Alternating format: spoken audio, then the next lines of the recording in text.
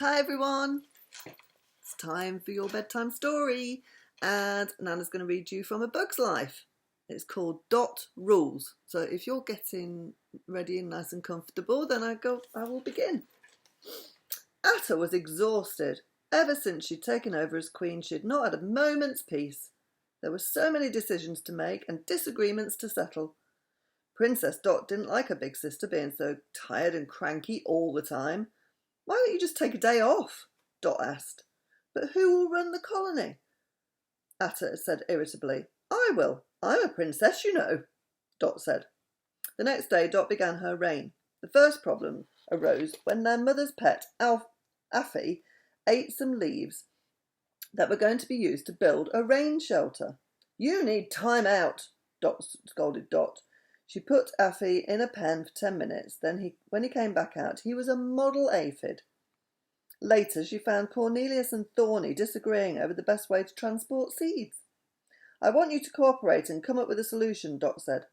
A short time later, Thorny and Cornelius reached a compromise. It turned out they were both right. Flick was the next ant to receive Dot's help. "I can't seem to get this new ant mover to work," he complained. "How long have you been working on it?" Dot asked. Flick thought for a moment.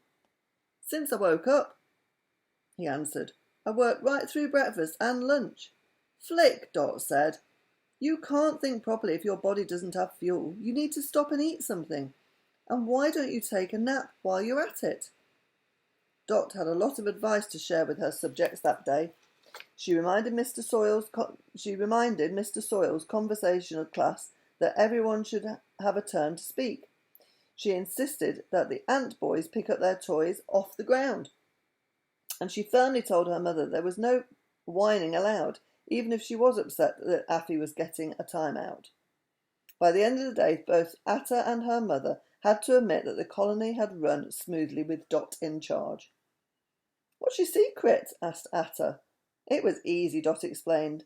"Time outs, cooperating, taking naps and taking turns.